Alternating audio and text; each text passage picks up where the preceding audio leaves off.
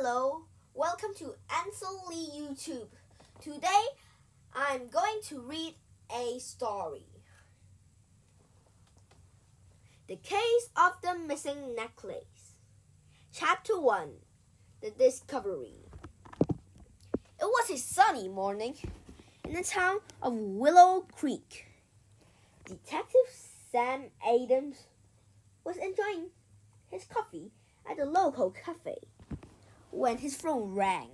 It was Mr. Thompson, a well-known jeweler in town. Her voice trembled with worry. "Sam, you must come to my shop right away. My diamond necklace has gone missing."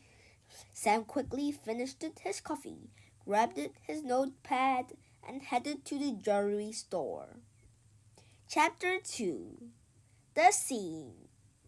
When he arrived, the shop was bustling with customers, but Mr. Thompson looked frantic. The walls were lined with sparkling jewelry, but her prized possession, a stunning diamond necklace, was nowhere to be found. "It was right here on the display yesterday," she exclaimed, pointing to the empty spot on the glass counter. "It's worth thousands. I can't believe this is happening." Sam took a deep breath and began his investigation. "When did you last see it?" he asked, trying to keep her calm.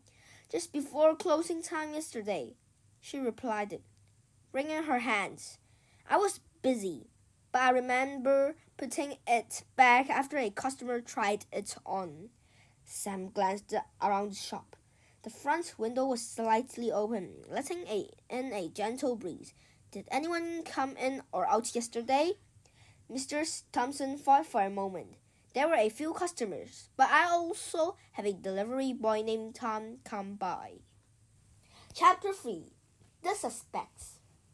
Sam noted this information and decided to find Tom first. He left the shop and headed to a nearby cafe, where delivery boys often grabbed a bite to eat. When he found Tom, he seemed nervous, fidgeting with his cap. "Hey, Tom, can I ask you a few questions?" Sam inquired, trying to sound friendly. "Sure, detective. What's up?"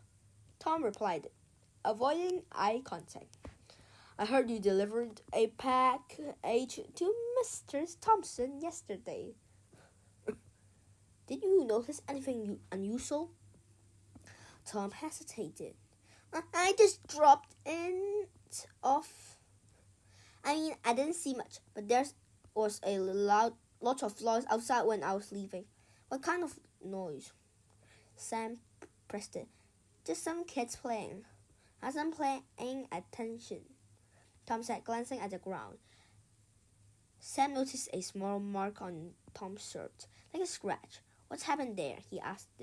"I fell while riding my bike." "It's nothing," Tom replied quickly, his voice shaky. Chapter 4, The Clue. Feeling uncertain about Tom's story, Sam decided to speak with another customer who had been in the store the day before. He found Mrs. Screen, an elderly lady who often visited the shop. "Mr. Screen, do you have a moment?" Sam asked politely. "Oh, of course, detective. What can I do for you?" She smiled warmly. "I'm looking for information about the necklace that went missing from Mr. Thompson's shop." "Were you there yesterday?" Sam asked. "I was. It was such a beautiful piece," she replied, her eyes lighting up. "I remember seeing it on the counter." "Did you see anyone else in the shop?" Sam inquired. Mr. Screen thought for a moment. "Yes, there was a man in a red hat. He seemed to be looking around but didn't buy anything." "Did you catch his name or anything else about him?" Sam asked. "No, dear. I just noticed the hat. It was quite bright," she said, chuckling. Chapter 5, The Chase. With the new lead, Sam decided to track down the man in the red hat. He asked around town and learned that a man named Jake was often seen wearing a red hat. Sam headed to the park where Jake was known to hang out. When Sam arrived, he spotted Jake sitting on a bench, fiddling with his phone. "Jake, can I have a word?" Sam approached it confidently. Sam looked up, his eyes narrowing. "What's up, detective?" "I'm investigating a missing necklace from Mr. Thompson's jewelry shop. I heard you were in the area yesterday," Sam said. Jake squircled. "I was just passing by. I didn't see anything." But Sam noticed something shiny peeking out from Jake's pocket. "What's that?" he asked, pointing. Jake's face turned pale. "It's nothing, just a twinkle," he stammered. "Let me see it," Sam insisted. Reluctantly, Jake pulled out a small piece of the necklace. The diamond sparkled in the sunlight. Chapter 6, The Truth. Jake's shoulders slumped. Okay, I found it outside the shop. I didn't think anyone would miss it." "Why didn't you return it?" Sam asked, surprised. "I was afraid. I thought people would think I stole it," Jake admitted, looking ashamed. Sam sighed, realizing that Jake hadn't intended to be a thief. "You should return it to Mr. Thompson. It's the right thing to do." With a heavy heart, Jake agreed. They walked back to the jelly roll store together. When they arrived, Mr. Thompson was still anxiously waiting. "Mr. Thompson, I have someone who wants to return something," Sam asked, stepping aside to reveal Jake. Jake held out the necklace, his hands trembling. "I found it outside. I'm sorry." Mr. Thompson's eyes widened in shock. "Thank you for bringing it back. I'm just relieved to have it again." Chapter 7, The Lesson.